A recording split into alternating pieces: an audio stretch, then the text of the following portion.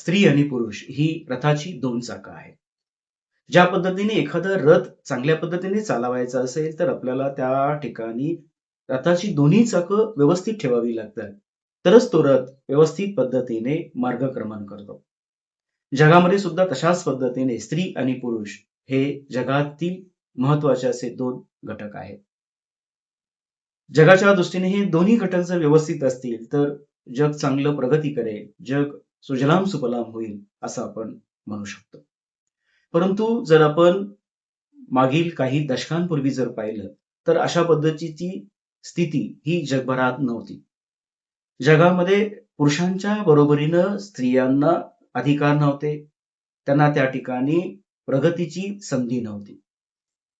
भारतीयांच्या दृष्टीने जर आपण पाहिलं, काही विदुषींची नावं घेतली जातात. त्याच्यामध्ये मैत्रेयी असेल, गार्गी असेल, ज्यांनी पुरुषांच्या बरोबरीनं त्या ठिकाणी आपले अधिकार प्राप्त करून एक आपल्या विचारांची वेगळी उंची समाजाला दिलेली होती. मात्र ही काही नावं सोडली तर बहुतांशी स्त्रियांची स्थिती ही अत्यंत हलाखीची होती आणि दयनीय होती. स्त्रियांना समाजामध्ये मान आणि सन्मान मिळत नव्हता. जगभरामध्येच अशा पद्धतीची स्थिती होती आणि त्यामुळे स्त्रियांना त्यांचा सन्मान मिळविण्यासाठी, त्यांचे अधिकार प्राप्त करण्यासाठी जो संघर्ष करावा लागला, या संघर्षाला खऱ्या अर्थाने उपमा नाही असं आपण म्हणू शकतो. हा जो संघर्ष आहे, हा संघर्ष खूप मोठा आहे. चूल आणि मूल अशा पद्धतीची संकल्पना संपूर्ण जगभरच स्त्रियांच्या बाबतीत होती. म्हणजे स्त्रियांना घराबाहेर पडण्याचे अधिकार नव्हते. त्यांना समाजामध्ये वावरण्याचे अधिकार नव्हते. त्यांनी फक्त मुलांचा सांभाळ करायचा, जेवण करायचं, रांधा काढा, उष्टी काढा, अशा पद्धतीची त्यांची स्थिती होती. जगभरातच स्त्रियांवर अनन्वित अत्याचार केले जात होते आणि या अत्याचारांविरुद्ध महिलांमध्ये जी जागृती निर्माण झाली, या जागृतीचा परिणाम म्हणून 8 मार्च हा दिवस महिलांच्या सन्मानार्थ हा जागतिक महिला दिन म्हणून सर्वत्र साजरा केला जातो. जगभरामध्ये 1908 मध्ये म्हणजे खास करून अमेरिकेतील महिलांनी 8 मार्च 1908 रोजी एक आंदोलन पुकारलं आणि या आंदोलनाचा हेतू होता तो म्हणजे महिलांना समान काम आणि समान दाम म्हणजे समान वेतन दिलं जावं पुरुषांच्या बरोबरीनं. त्याच पद्धतीने त्यांचे कामाचे जे तास होते, हे कामाचे तास कमी केले जावे आणि महिलांना मतदानाचा अधिकार प्राप्त व्हावा, यासाठी हे आंदोलन होतं. महिला पुरुषांच्या बरोबरीनं त्यांच्यासारखंच काम करत होत्या, मात्र त्यांना त्या ठिकाणी जे वेतन मिळायचं, जी मजुरी मिळायची, ती पुरुषांपेक्षा कमी होती. तसंच महिलांना कामाचे जे तास होते, हे पुरुषांच्या पेक्षा जास्त होते. आणि तिसरी बाब म्हणजे महिलांना त्या ठिकाणी मतदानाचा अधिकार नव्हता.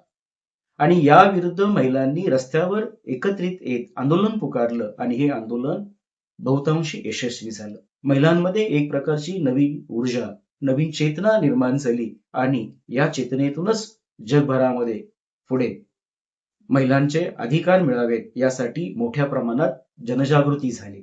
1910 मध्ये जर्मनीतील एक सामाजिक कार्यकर्त्या क्लारा झेटकिन यांनी महिलांच्या सन्मानार्थ 8 मार्च हा दिवस महिला दिन म्हणून साजरा केला जावा, अशा पद्धतीची एक संकल्पना मांडलेली होती. पुढे जनजागृती निर्माण झाली आणि या आंदोलनाचा परिणाम म्हणून जगभरामध्ये महिलांच्या अधिकाराविषयीची जागृती मोठ्या प्रमाणात झालेली आपल्याला दिसून येते. पुढच्या कालावधीमध्ये 1975 मध्ये संयुक्त राष्ट्रसंघामध्ये 8 मार्च हा जो दिवस आहे, हा दिवस महिलांच्या सन्मानार्थ, त्यांना अधिकार मिळविण्याच्या हेतूने, त्यांना अधिकार देण्याच्या हेतूने जागतिक महिला दिन म्हणून साजरा करण्याची संकल्पना जी होती, तिला मूर्त स्वरूप देण्यात आलं आणि संयुक्त राष्ट्रसंघाने एक ठराव पास केला आणि 1975 नंतर संपूर्ण जगभर 8 मार्च हा दिवस जागतिक महिला दिन म्हणून सर्वत्र साजरा केला जातो. आज अनेक क्षेत्रामध्ये महिला आघाडीवर आहेत. मग त्या इंजिनियर असतील, डॉक्टर असतील, शिक्षक असतील, वकील असतील किंवा अंतराळवीर म्हणूनही महिलांनी अत्यंत चांगलं असं काम केलेलं आपल्याला दिसून येतं. या सगळ्या महिलांच्या आताच्या प्रगतीच्या ज्या आपल्याला खुणा दिसतात, या प्रगतीच्या खुणांमध्ये खूप मोठी वाटचाल त्या ठिकाणी आहे. भारताच्या दृष्टीने जर पाहायचं झालं तर भारताच्या दृष्टीने पाहताना आपल्याला असं लक्षात येतं की स्त्रियांनी शिकलं पाहिजे, संघटित झालं पाहिजे. त्यासाठी थोर शिक्षिका सावित्रीबाई फुले यांनी जे काही कार्य केलं, स्त्री शिक्षणासाठी त्यांनी जे काही प्रयत्न केले आणि स्वतः हाल अपेष्टा सहन केल्या, याला तोड नाही. त्यांनी स्त्रियांना शिक्षणासाठी जो काही मार्ग दाखविला, त्या मार्गावर स्त्रिया आज मार्गक्रमण करत आहेत आणि प्रत्येक क्षेत्रामध्ये त्यांची प्रगती होताना आपल्याला दिसते.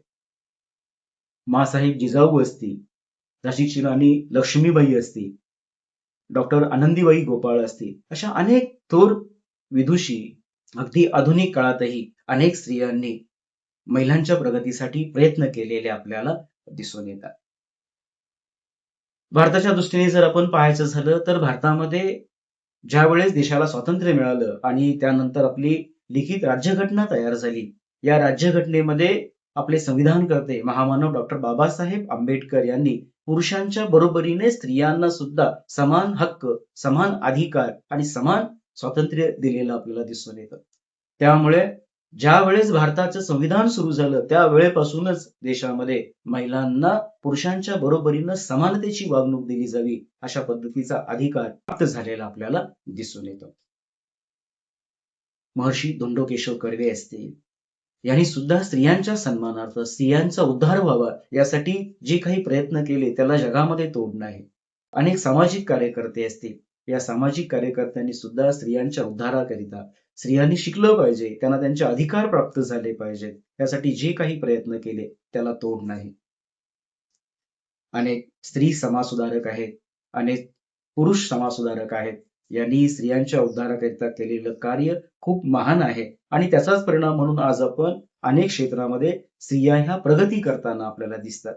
चूल आणि मूल याच्या पलीकडे जाऊन स्त्रिया आज सर्व क्षेत्रामध्ये संचार करताना दिसतात.